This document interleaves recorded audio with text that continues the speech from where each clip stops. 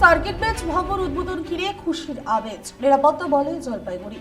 কলকাতা হাইকোর্টের Jalpaiguri circuit bench ভবন উদ্বোধন ঘিরে খুশির আমেজ জলপাইগুড়ি শহর সহ গোটা উত্তরবঙ্গ জুড়ে। আজ দুপুর নাগাদ সার্কিট বেঞ্চ চত্বরে এসে পৌঁছান রাজ্যের মুখ্যমন্ত্রী মমতা বন্দ্যোপাধ্যায়। মুখ্যমন্ত্রীর আগমনকে কেন্দ্র করে জলপাইগুড়ি তথা উত্তরবঙ্গবাসীর মধ্যে দেখা যায় উৎসাহ ও আনন্দ। অন্যদিকে মুখ্যমন্ত্রীর সফর এবং সার্কিট বেঞ্চের উদ্বোধন উপলক্ষে জলপাইগুড়ি পুলিশ প্রশাসনের পক্ষ থেকে নেওয়া হয়েছে কড়া নিরাপত্তা ব্যবস্থা। সার্কিট বেঞ্চ চত্বরকে কার্যকর নিরাপত্তার চাদরে মুড়ে ফেলা হয়েছে। শহরে বিভিন্ন গুরুত্বপূর্ণ রাস্তায় চলছে একাধিক দূরপাল্লার গাড়ির তল্লাশি ও নজরদারি। উল্লেখ্য, জলপাইগুড়িতে সার্কিট বেঞ্চ চালু হওয়ায় উত্তরবঙ্গের সাধারণ মানুষ ও আইনজীবীদের দীর্ঘদিনের দাবি পূরণ হলো বলে মনে করছেন সংশ্লিষ্ট মহল।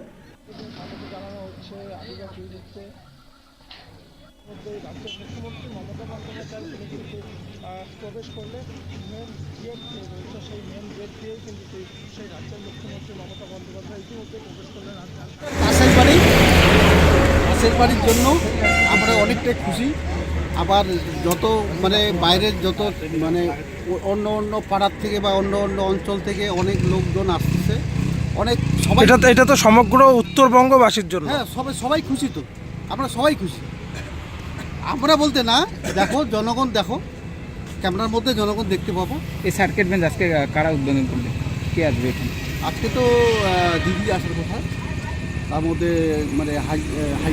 সুপ্রিম কোর্টের বিচারপতি আসার কথা। তো সেটা উপার্জনের ব্যাপারটা এখন বোঝা যাবে না দাদা। এখন ঘটনা হচ্ছে কি বলো তো, আমরা তো সেই জিনিসটা আমরা দেখি নেই যে উপার্জন হবে কি না, কিন্তু আমরা আশা করতেছি উপার্জন হইতে পারে না। এই যে দোকানপাট, এই যে টোটো চালকদের বাড়তি উপার্জন তো হবে, এটা ভাড়া এদিক সেদিক করবেই, কিন্তু স্থানীয় যে ব্যবসা, ফুড সাপ্লাই যে ব্যবসাটা, সেটা একটা কীরকম ধরনের দাঁড়াবে আমরা বলতে পারছি না। এই সার্কিট বেঞ্চের দীর্ঘদিনের দাবি ছিল, অবশেষেই পূরণ হতে চলেছে। কতটা?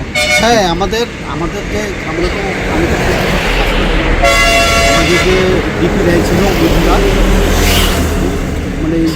সার্কিট বেঞ্চ নিয়ে খুব আন্দোলন করছে। তো না 12 বছর হবে। তো আজকে যে হচ্ছে, আমরা সবাই খুশি এবং জনগণ দেখো অনেক খুশি। তোমরা ক্যামেরা চালাই দেখো অনেক খুশি। আপনার নাম? আমার নাম মিন্টু রায়, বাড়ি হচ্ছে এইখানে। আমাদের লোকাল হিসাবে তো আমার এখানে কি আছে, এখানে তো বড় বড় ব্যবসায়ী বা আসামি উকিল মুহুরির উন্নতি হবে, আমাদের এখানে কিছু নেই। তো বলছি, আপনাদের বাড়ি তো এখানে পাশেই, তো আপনাদের তো কর্মসংস্থান ওই যে ক্ষুদ্র ব্যবসায়ী যে দোকান করে, দোকানপাট যারা এখানে উপার্জনটা তো বাড়বে আপনাদের। হ্যাঁ, যদি হাইকোর্ট থেকে করতে দেয় তাহলে আমরা কিছু বাঁচতে পারবে।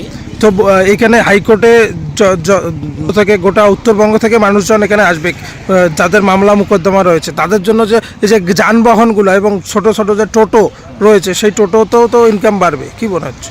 ওদেরও হবে, এদিকে দোকানপাট হোটেল টোটেল চলবে, বিড়ি পান সিগারেট এটা যারা দিবে ওদের মোটামুটি একটা কামাই ধান্দা। যারা বেকার যুবক রয়েছে, যারা চাকরি পায়নি, তাদের জন্য কতটা সুবিধা হবে? তাদের হয়তো যদি হাইকোর্ট দেয় সুযোগ, তাহলে আমাদের সুযোগ পাবে, তাহলে উন্নতি হবে কম বেশি। তা হাইকোর্টের সামনে যদি দোকান লাগাইতে না দেয়, তাও তো দূরত্ব কিছুটা দূরে লাগালেও তো হবে। দূরে লাগালে তো ওদিকে আবার ওই রাস্তায় যদি এখন দোকান বলে, তো ওদিকে তো দোকানও দিবে না, ওটা মেন রোড ফোন লাইন। আর এখানে তো মেন রোড আবার পার্সোনাল ম্যাজিস্ট্রেটের। তো বলছি, এতে কতটা খুশি আপনারা? আমরা মোটামুটি ভালোই খুশি আছি। কারা উদ্বোধন করবেন এই সার্কিট বেঞ্চ? আজকে হাইকোর্ট করবে। আপনার নাম? কান্তেশ্বর রায়।